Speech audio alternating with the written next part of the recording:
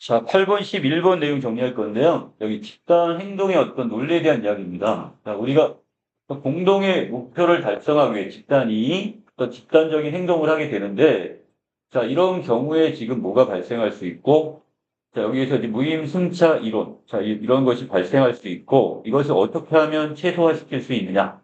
자, 이걸 지금 거기 내용까지 되겠습니다. 자, 가볼까요? 자, 몇몇 개인이 존재하고 있는 지금 이들이, 자, 여기서 개인이 존재하고 있는 이들이 자신의 이익을 증진하기 위한 이 공동의 목표를 발견하게 되면, 자, 이들은 각기 원하는 바를 개인적으로 추구하기보다는 자, 하나의 어떤 이익 집단을 형성해서 그 목표를 공동으로 추구하려는 인상속에서 이건 상식적인 판단입니다. 자, 한 사람이 하는 것보다 여러 사람이 같이 어떻게 집단적인 행동을 하는 것이 그 이 목표를 달성하기가 더 쉬운 경우가 많단 말이야. 자, 이게 상식적인 판단이고요. 자, 예를 들어서 동일 사업장에서 함께 일하고 있는 노동자들은 임금 인상과 노동 조건의 개선이라는 공동의 목표가 있기 때문에 자, 그래서 이들은 노동조합을 결성을 해서 공동 목표인 임금 인상과 그다음에 조건의 개선을 도모하게 될 겁니다. 자, 이러한 상식은 자, 기존의 어떤 정치학이나 경제학에서 당연한 것으로 받아들여졌는데, 그리고 이를 기초로 해서 이익 집단에 대한 이론을 정립하고 정책을 수립해 왔어요. 그러나, 자, 여기 있는 맨시어 올스는 자, 이런 합리적인 개인이 언제나 비용보다 더 큰 이익을 추구한다는 것을 전제로 하여 이 근본적인 이의를 제기를 합니다. 자, 그래서 자, 우리가 지금 어떤 나름대로 노동조합을 결성해서 또 집단적인 행동을 하는 것이 무조건 옳지는 않아. 왜? 어떤 경우는 비용이 더 많이 드는 경우가 있으니까. 그런 경우는 자, 사람들은 어떻게 돼요? 에이, 자, 이럴 경우는 자신의 이익을 위해서 자, 이런 집단적인 어떤 노동조합이나 이런 행동을 하지 않을 수도 있다고 보는 거죠. 그리고 한마디로 얘기하면 인간은 되게 이기적이고 자신의 이익을 지금 추구하는 존재이기 때문에 자, 무조건 집단적인 행동을 하지 않는다 이렇게 보는 거야. 이 공동의 목표 달성이 이익 집단 구성원의 이익을 증진해주는 상황에서 개인이 합리적으로 행동한다고 가정을 할 때 이익 집단이 자동으로 형성되고 개별 구성원들이 항상 공동 목표를 추구하여 행동한다는 것은 보장은 없다. 이게 바로 올슨의 공공재 이론이 되겠습니다. 자, 항상 어떤 공동의 어떤 공동 목표를 추구하고 공동적인 행동을 하는 것은 아니다. 이 뜻이에요. 자, 우리가 시장에서 구매하는 거의 모든 재화는 사유재입니다. 자, 사유재란, 자, 어떤 사적인 재산. 이렇게 보시면 될 것 같고요. 내가 돈을 주고 내가 사는 거야. 그래서 이 소비 과정에서 경합성과 배제성 이 두 가지를 발생하게 됩니다. 자, 먼저 경합성이란 한 사람이 더 많이 소비를 하게 되면 다른 사람의 소비가 줄어드는 것. 이 경합이라는 게 결국 뭐야? 다툼이란 뜻이니까. 자, 어떤 하나의 어떤 물건이 있는데, 어떤 이 제품이 있는데, 내가 그걸 쓰면 다른 사람은 구하지 못할 수가 있겠죠? 자, 그래서 이런 경우에 여기 경합성이 있다고 보고요. 자, 배제성이란 대가를 지불하지 않은 사람을 사용해서 제외하는 것을 배제성이다 이렇게 이야기합니다. 그러니까 돈을 주고 어떤 걸 구입해 쓰는 사람은 그것을 이용할 수 있지만 그렇지 않은 사람에게는 제외시키는 자 이게 바로 배제성이 될 것 같아요. 자 예를 들어 일정량의 빵이 있을 때 A라는 사람이 그 빵의 일부를 소비하게 되면 그만큼 B가 소비할 수 있는 것은 감소가 됩니다. 자 그리고 빵을 살 수 있는 돈이 없는 사람은 그 빵을 소비할 수 없게 돼요. 자 그럼 나눠서 자, 내가 지금 일정량의 빵에서 내가 먼저 구입을 해. 그 다른 사람이 구입하지 못하는 경합성이 있다고 보는 거고. 자, 그 다음에 내가 빵을 살 수 있는 나는 그 빵을 먹을 수 있지만 그 빵을 구입하지 못한 사람은 결국 자, 이것을 소비할 수 없다. 먹지 못한다면 그 배제성에도 해당이 되는 거.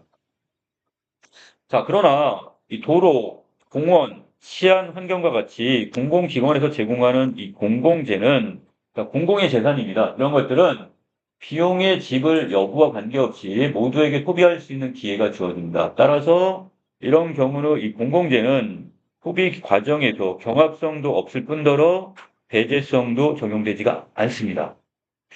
자, 그러나 이 때문에 사유재와 달리 공공재에서는요, 바로 무슨 문제가 생길 수가 있대요? 무임, 승차 문제가 발생할 수 있다. 이렇게 얘기합니다.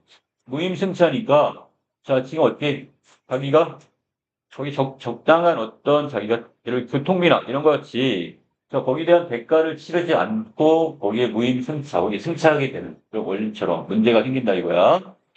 이 합리적인 개인은 자신이 치러야 할 비용을 부담하지 않으면서 공공재 이익을 취하려는 것이다. 이렇게 봅니다. 자, 다시 위로 올라가시면 올슨의 공공재 이론, 그 첫 번째 문단에서 뭐라고 했어요? 자, 공공의 이익을 취할 때 자기는 자, 최대한 자신의 이익을 우선시하는 거잖아요, 지금. 자, 그래서 자기가 가장 합리적인 것은 돈을 안 내고 나서 그 혜택을 누리는 것이 가장 합리적인 거야. 자, 그렇기 때문에 이 사람들은 돈을 안 낼 수 있다면 최대한 안 내고 그러면서 그 혜택을 누리려고 할 거란 말이야, 지금. 자, 이러면서 이 공공재에 바로 이런 무슨 무임 승차 문제가 생길 수가 있게 되는 겁니다.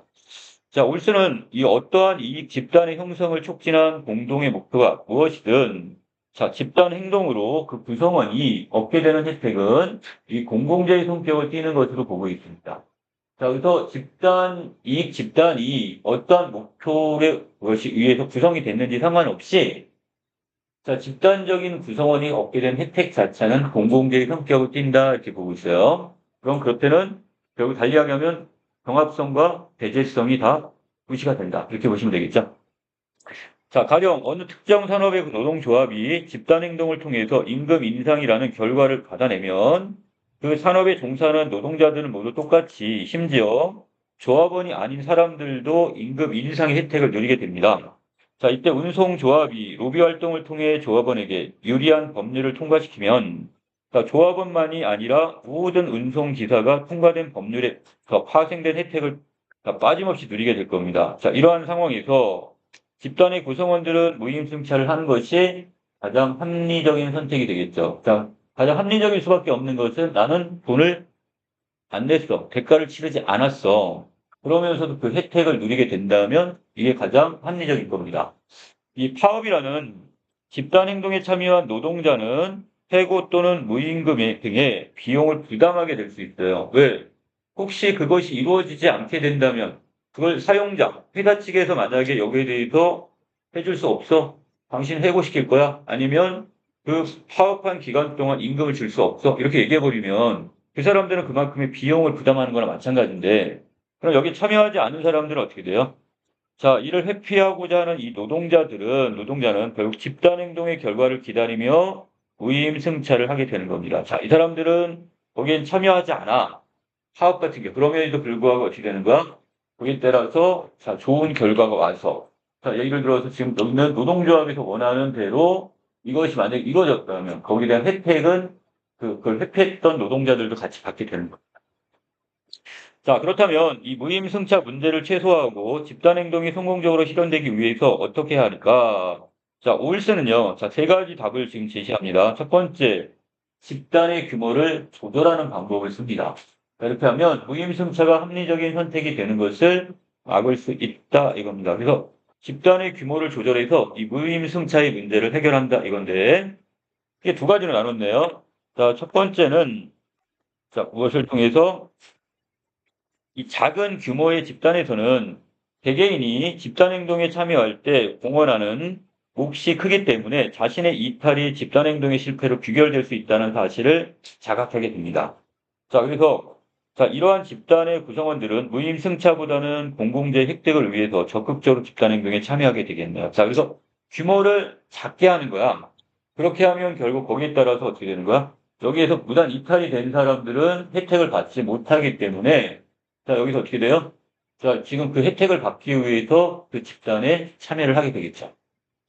자, 이와 반대로 집단의 규모가 커서 자신의 참여가 집단 행동의 성공에 미미한 어떤 영향을 끼칠 뿐이라고 판단할 경우는 무임승차 전략을 자, 어떻게 취하게 되겠죠. 자, 그리고 집단이 커지면 어떻게 돼? 그만큼 얘들은 여기 있는 이 사람들은 무임승차를 하려고 할 거야. 그래서 전국적인 대규모 소비자 운동보다는 이 소규모 지역 또는 이 소규모의 그 직능 이익 집단, 이 직능이라는 것은 어떤 직업 내지 직무에 따른 어떤 기능에 따른 이익 집단을 기반으로 한 집단 운동이 더 성공적인 결과를 낳습니다.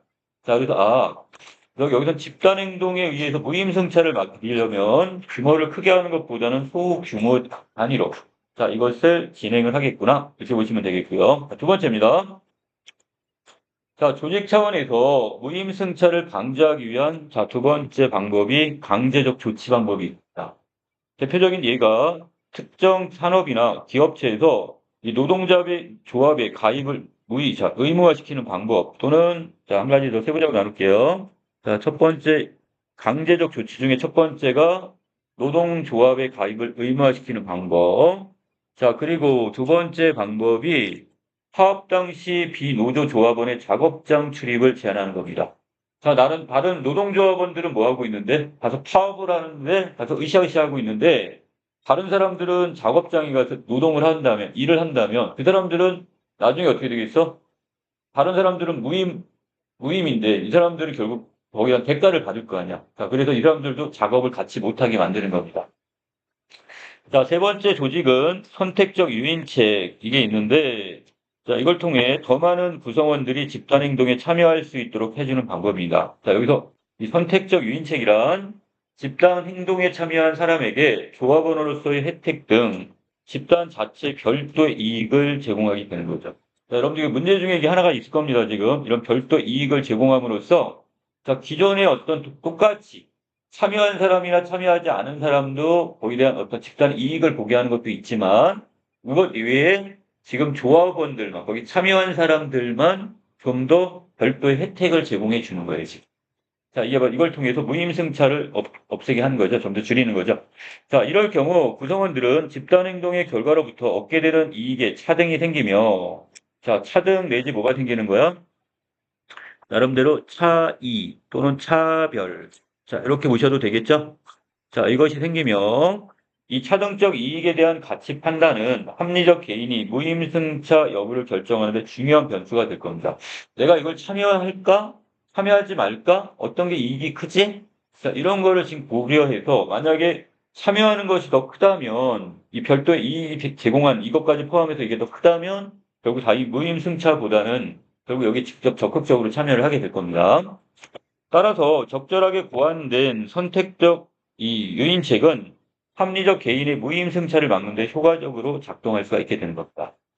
자, 올슨에 따르면 집단의 구성원이 많아질수록 개인에게 돌아오는 이익의 비율은 줄어들게 되고 감시와 그다음에 처벌의 비용은 증가하게 돼요. 자, 그래서 많아지면 그 집단의 구성원이 많아질수록 이익은 줄고 거기에 대한 비용은 증가를 해요. 자, 그리고 이러한 집단 행동의 비용은 그 집단 행동으로 인한 이익이 가장 큰 또는 혹은 크다고 생각하는 개인이 먼저 부담하기 마련이 되겠고, 자, 이건 봉사활동에서도 마찬가지래요. 여기서 봉사활동을 위한 집단에서도 마찬가지라고 할 수 있는데, 봉사활동을 통해 얻는 심리적 위안 또는 안정 또는 동료들의 인정 이것들은 이런 심리적 이익이라고 볼 때 이에 대해 가장 이 심리적 이익이 크다고 느끼는 사람이 결국 봉사활동을 할 집단을 조직을 하고 유지하게 되는 겁니다. 자, 그래서 집단 구성원이 많아지면 이익의 비율은 줄고 비용은 든다. 자, 그렇기 때문에 자, 거기에 따라서 결국 누가 가장 많은 혜택을 볼까? 자, 거기에 따라 그 사람이 결국은 여기에 대한 비용을 부담하는 경우가 많다. 자, 그리고 봉사활동을 또 하나의 예로 들었네요.